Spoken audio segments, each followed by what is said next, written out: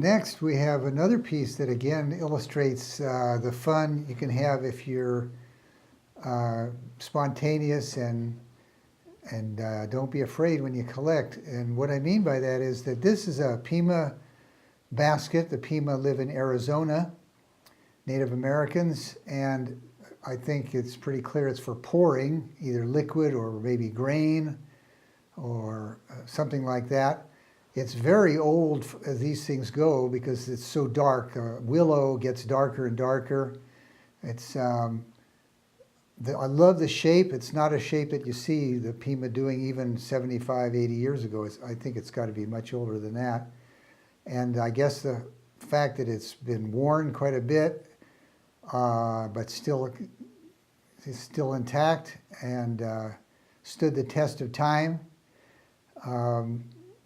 The way I acquired it, what I was referring to earlier, is that it was actually sitting on the counter next to the cash register of a museum in Klamath Falls, Oregon, and it had a bunch of long pencils in it. Now, this was a private museum. I wouldn't ask if I could buy something from the University of California Anthropology Museum, for example, but this was a private museum, and I asked the person at the counter, well, what about this holder you have for the pencils? And so they said, well, okay, I guess we could ask. And they went in the back room, and sure enough, they sold it to me for not very much money.